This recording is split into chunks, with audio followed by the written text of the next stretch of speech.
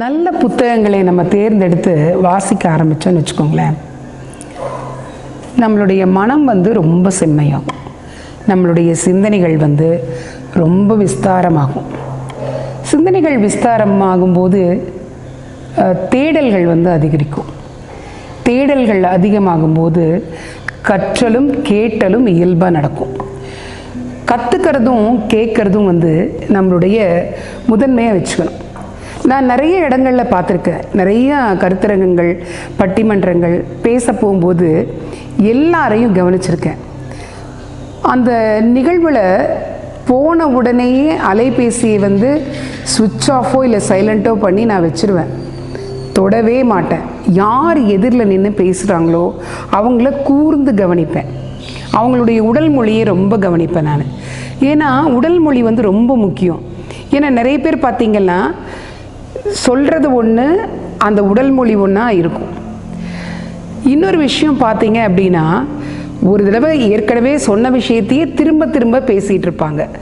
அது எதிரில் உட்காந்துட்டு இருக்கிறவங்களுக்கு சுத்தமாக போர் அடிக்க ஆரம்பிச்சிடும். நிறைய பேர்த்த கவனிச்சிருக்கேன்.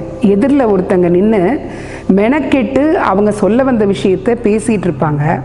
ஆனால் இங்கே எதிரில் உட்காந்துட்ருக்கிறவங்க அலைபேசி எடுத்து அப்போ தான் வாட்ஸ்அப்பில் மெசேஜும் ஃபோட்டோஸும் அனுப்பிச்சிட்ருப்பாங்க. இது எந்த விதத்தில் நியாயம்னு எனக்கு புரியல. ஏன்னா ஒரு கருத்தரங்கமோ ஒரு பட்டிமன்றமோ இல்லை ஒரு கவியரங்கமோ கேட்க போகிறோம் அப்படின்னா அங்கே நம்ம முன்னாடி மேடையில் நின்று சொல்லக்கூடியவங்களுக்கு நம்ம ரொம்ப முக்கியத்துவம் கொடுக்கணும்.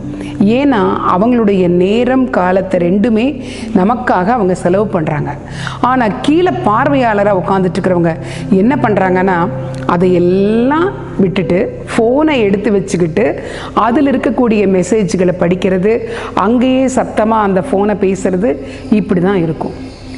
அப்போ நம்மளுக்கு என்ன ஆகும்னா, எதிரில் மேடையில் நின்று பேசிகிட்டு இருக்கிறவங்க எதிரில் இந்த மாதிரி நடக்கும்போது தன்னுடைய பேச்சை கேட்குறதுக்கு அங்கே ஒரு மக்கள் கூட இல்லை. அப்படிங்கும்போது அவங்களுக்கு அது வருத்தத்தை கொடுக்கும்.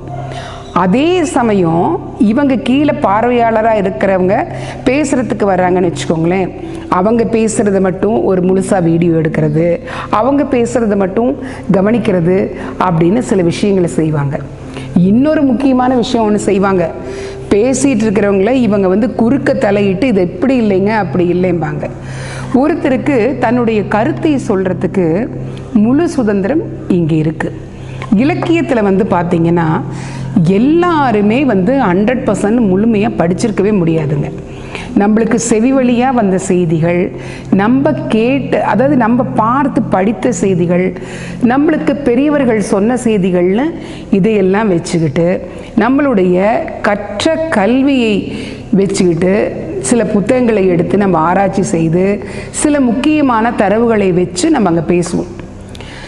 நம்மளுடைய உடல் மொழி மூலமாகவே அங்கே இருக்கிற எதிரில் உட்காந்துட்ருக்கிறவங்கள இன்ட்ரெஸ்டிங்காக உட்கார வைக்கிறதுக்கும் நம்மளால் முடியும். இல்லை அவங்களுக்கு போர் அடிக்குதுன்னு சொல்லி அவங்க எந்திரிச்சு போகவும் செய்ய முடியும். நம்மளுடைய உடல் மொழி மிக முக்கியமான ஒரு அங்கம் வகிக்குது நம்ம ஒரு இடத்துல பேச போகிறப்போ. நீங்கள் ஏதாவது பேச தொடங்கும்போது ரொம்ப நகைச்சுவையான ஏதாவது ஒரு விஷயத்தை நீங்கள் சொல்லிட்டு சின்ன கதை ஒன்றையும் சொல்லிட்டு அதில் இருந்து தொட்டு இன்னொரு தரவுக்குள்ளே நீங்கள் என்ன சொல்ல வந்தீங்கன்னு நாசுக்காக திருக்குறளை போல் சுருக்கமாக நீங்கள் சொல்லிட்டீங்க அப்படின்னா எதிரில் உட்காந்துட்டு இருக்கிற பார்வையாளர்கள் அடுத்த முறை நம்ம பேசுகிறோம் அப்படின்னாவே ரொம்ப ஆர்வமாயிடுவாங்க. இவருடைய பேச்சு ரொம்ப நல்லா இருக்கும். அதை கேட்குறதுக்காகவே தான் நான் என்னுடைய வேலையெல்லாம் விட்டுட்டு வந்தேன்னு எவ்வளோ பேர்த்துடைய பேச்சு சொல்லியிருக்காங்க. எனக்கு பவா செல்லத்துறை அவர்கள் கதை சொல்கிறது ரொம்ப பிடிக்கும். ஏன்னா நான் பவா செல்லத்துறையுடைய கதைகளை ரொம்ப விரும்பி பார்ப்பேன். அதே போல் பாரதி பாஸ்கர், எஸ்ட்ராலாம் பார்த்திங்கன்னா அவருடைய பயண வழி கற்றல்கள் மூலமாகலாம் நிறைய கதைகள், சிறுகதைகள் எல்லாமே சொல்லுவாங்க. எல்லாருடைய புத்தகங்களை பற்றி பேசுவாங்க. பவா செல்லத்துறையை அவர் பேசும்போது அந்த கதையை தொடங்குறாருன்னு வச்சுக்கோங்களேன், அந்த கதையினுடைய மையக்கருளிருந்து தன்னுடைய இயல்பு வாழ்க்கையில் தான் சந்தித்த விஷயங்களை எல்லாம் கொண்டு தரவிறக்கம் செய்து இப்படி ஒரு கதாபாத்திரம் என்னோடு இருக்கிறது, அந்த கதாபாத்திரம் இந்த கதைக்குள்ளே இருக்கிறது அப்படின்னு சொல்லிட்டு அழகாக பேசுவார். அவர் கதை சொல்லும்போது அது ரசிச்சுக்கிட்டே இருக்க சொல்லும். அதனால தான் அவர் சிறந்த கதை சொல்லியாக இருக்கிறாருன்னு நான் பெருமைப்படுவேன். நம்ம கூடுமான அளவு நம்ம தவிர்க்க வேண்டியது என்ன தெரியுங்களா? எதிரில் யாராவது பேசும்போது அவர்களை கூர்ந்து கவனிக்கணும். அவங்க என்ன பேசுகிறாங்க, அவங்க என்ன பேச வர்றாங்க, அவங்க நின்று பேசக்கூடிய அந்த உடல் மொழி எப்படி இருக்குது அப்படின்னு இருக்கும். ஏன்னா ஏதோ பலதரப்பட்ட சூழ்நிலைகளை கடந்து வந்து அந்த இடத்துல நின்று அவங்க பேசிகிட்டு இருக்கலாம். இப்படி தான் ஒரு நிகழ்ச்சி. அந்த நிகழ்ச்சியில் ஒரு மிகப்பெரிய பிரபலமான பேச்சாளரை சிறப்பு விருந்தினராக அழைச்சிருக்காங்க. அவரும் வர்ற வழியில் என்ன ஆயிடுது அப்படின்னா, அவருடைய வந்த அந்த வாகனம், அந்த கார் வந்து ஒரு விபத்துக்குள்ளாயிடுது. விபத்துக்குள்ளான போது இவருக்கு ரொம்ப அந்த பதட்டம், மனதுக்குள்ளே வந்து ரொம்ப பதட்டம். ஆனால் அன்னைக்கு நிகழ்வில் வந்து இவர் ரொம்ப சந்தோஷமாக பேச வேண்டிய ஒரு சூழ்நிலை. இவர் பேசுறது வந்து நல்லா தான் பேசுகிறாரு. ஆனால் இவர் உடல் மொழி வந்து ஏதோ பதட்டத்தில் இவர் இருக்கிற மாதிரியே எதிரில் உட்காந்துட்டு இருக்கிறவங்களுக்கெல்லாம் அது காமிக்குது. என்ன எப்பவும் இல்லாமல் இன்னைக்கு இவர் ஒரு மாதிரி வித்தியாசமாக பேசுகிறாரே, எப்பவும் இவர் இந்த மாதிரி பேச மாட்டாரே அப்படின்னு எல்லாம் குழம்பிக்கிறாங்க. அப்போது கடைசியாக அவர் சொல்கிறாரு, நிகழ்வு முடிச்சுட்டு வெளியில் வரும்போது, என்னுடைய வாகனம் வந்து விபத்துக்குள்ளாயிடுச்சு அப்பா, அதில் ஏதாவது ஆகிடுந்ததுன்னா என்ன ஆயிருக்கிறது, என் குடும்பம் எல்லாம் நடுத்தருவில் நின்றுக்குமே, அந்த மாதிரி சிந்தனைகள்லாம் எனக்கு வந்துடுச்சு, என்னால் இங்கே வந்து மனம் ஒருமித்து பேச முடியல அப்படின்னு வந்து சொல்கிறாரு. இது வந்து இயல்பாக நம்ம ஏற்றுக்கலாம், அதை தவறுன்னு சொல்லலை. ஆனால் நம்மளை விருப்பப்பட்டு அழைச்சதுக்கப்புறமா அந்த இடத்துக்கு நம்ம வர்றோம் அப்படின்னா, அந்த இடத்துல நம்மை ஆசுவாசப்படுத்தி கொண்டு சில நிமிடங்கள் அந்த மூச்சை கவனித்து ஒரு பிராணாயாமம் மெதுவாக பண்ணிட்டு, எந்த சூழ்நிலையை நம்ம கடந்து வந்திருந்தாலும் நம்ம அந்த இடத்துல என்ன பேசணுமோ அதை தெளிவாக பேசணும் அப்படிங்கிறது வந்து ஒன்றை நம்ம கற்றுக்கணும் இந்த இடத்துல. அதே மாதிரி கற்றல் கேட்டல் ரெண்டுமே வாழ்க்கையில் வந்து உச்சத்துக்கு கொண்டு போகும். நீங்கள் வந்து நிறைய பல்கலைக்கழகங்களில் போய் உயர் கல்வி கற்கணுங்கிற அவசியமே இல்லைங்க. நல்ல புத்தகங்கள் நம்மை சுற்றி நிறைய இருக்குது.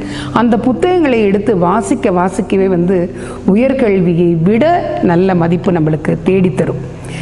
நிறைய பேர் பார்த்தீங்கன்னா பல்கலைக்கழகங்களில் படித்தோ பள்ளிக்கூடங்களில் படித்தோ வந்து இன்றைக்கி பெரியவங்களானதே கிடையாது. அவங்க வந்து நல்ல புத்தகங்களை எடுத்து தேடி படித்து அதில் வந்த விஷயங்களை ஞாபகம் வச்சுக்கிட்டு அதை பகிர்ந்து அது மூலமாக தான் இன்றைக்கி அவங்க நிறைய நல்ல பெயரையும் சமுதாயத்தில் நல்ல இதையும் உருவாக்கிக்கிட்டு இருக்காங்க. அப்போது வாசிப்பு வந்து ஒரு மனிதனை எந்த அளவுக்கு உயர்த்தது பார்த்தீங்களா? நல்ல புத்தகங்களை தேடி வாசிக்கிறதும், நல்ல புத்தகங்களை தேடி வாசிக்கக்கூடிய நண்பர்களை நம்ம வந்து நண்பர்களாக வச்சுருக்கிறதும், நம்மளுக்கு நேரம் கிடைக்கும் போதெல்லாம் சில விஷயமாவது நம்மளுடைய நண்பர்கள்கிட்ட இலக்கியத்தை பற்றியும் புத்தகங்களை பற்றியும் நாம் பார்த்த விஷயங்களை பற்றியும் பொழுதுபோக்குக்கான சினிமாக்கள் பற்றியும் கதாபாத்திரங்கள் பற்றியும் இல்லை சாலையில் அன்னைக்கு நம்ம கண்ட காட்சிகளை பற்றியும் பேசுறது ரொம்ப நல்லதுன்னு நான் சொல்வேன். சூழலியல் இருந்து நம்மளுடைய பிறப்பிலிருந்து இறப்பு வரை பார்த்திங்கன்னா சூழலியல் கல்வி ரொம்ப முக்கியம். சூழலியலுக்காக இருக்கிறவங்க என்ன, விவசாயத்துக்காக பாடுபடுறது என்ன, விவசாயம் சார்ந்த விஷயங்களையும் நம்ம தெரிஞ்சுக்கணும், சூழலியல் சார்ந்த விஷயங்களையும் தெரிஞ்சுக்கணும். இது ரெண்டுமே மனிதனுடைய வாழ்க்கைக்கு மிக முக்கியமான விஷயங்கள்னு தான் நான் சொல்வேன். இலக்கணம் இலக்கியம் ரெண்டுமே தெரிஞ்சு தான் நம்ம வந்து எல்லாத்தையும் பேசணும் இதுன்னு இல்லைங்க. செவி வழி செய்திகளை கூட உள்வாங்கி நம்மளால் நிச்சயமாக பேச முடியும். நல்ல தரவுகளை, நல்ல கதைகளை, நல்ல விஷயங்களை பகிர்ந்துக்கும் போது அதை வந்து நிச்சயமாக கேட்கிறவங்க வந்து ஆமோதித்து கேட்பாங்க. நிறைய விஷயம் சொல்லணும்னு அவசியம் கிடையாது. ஆனால் நம்ம சொல்ல வந்த விஷயத்தை சுருக்கமாக சொன்னாவே போதும். வாசிப்பு ஒரு தலைமை பண்பை வந்து உயர்த்தி கொடுக்கும். வாசிக்க வாசிக்க வாசிக்க உயர்ந்த இடத்துக்கு நம்ம தேடி போய்கிட்டே இருப்போம். ஏன்னா நம்மளுடைய மனம் பண்பட்டு இருக்கும். ஏதாவது ஒரு சமயங்களில் வந்து மனது ரொம்ப சோர்ந்து போகும்போது ஒரு நல்ல புத்தகத்தை எடுத்து வாசித்து பாருங்களேன். அந்த புத்தகத்திலேயே நம்மளுடைய கேள்விக்கும் தேடலுக்குமான பதில்கள் நிச்சயமாக இருக்கும்.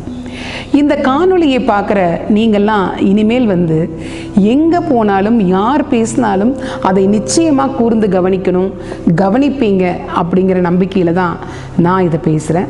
முக்கியமாக அலைபேசியை ஒரு ஓரத்தில் வச்சுட்டு எதிரில் வந்து நிற்கிறவங்க என்ன பேசுகிறாங்கன்னு கவனிக்கணும். ஏன் தெரியுமா? யாருடைய நேரத்தையும் காலத்தையும் திருடுவதற்கு நம்மளுக்கு உரிமையே கிடையாது. அவங்களுடைய நேரத்துக்கும் காலத்துக்கும் அவங்க நம்மக்கிட்ட செலவிடுற அந்த தருணங்கள் நிச்சயமாக இன்னொரு முறை நம்மளுக்கு கிடைக்கவே கிடைக்காது. ஏன்னா இன்னைக்கு இருக்கிற மனிதன் நாளைக்கு இருப்பானா அப்படிங்கிறதே ஒரு கேள்விக்குறியாக இருக்கும்போது நம்ம இங்கே சில ஆச்சரியக்குறிகளை பதிவு செய்ய வேண்டியதாக இருக்குதுங்க. வாசிப்புக்கான மகத்துவம் என்னங்கிறத வாசிக்க வாசிக்க தெரிஞ்சுப்பீங்க. நல்ல விஷயங்களை கேட்க கேட்க தெரிஞ்சுப்பீங்க. நல்லதை செய்ய செய்ய தெரிஞ்சுப்பீங்க. பார்க்க பார்க்க அத்தனையுமே உங்களுக்கு பெரிய ஒரு அனுபவமாக இந்த உலகத்தில் வரும். இதுதான் என்னுடைய வாசிப்பில் எனக்கு கிடைத்த அனுபவம்னு நான் நினச்சிட்டு உங்ககிட்ட பகிர்ந்துக்கிறேன். நன்றி.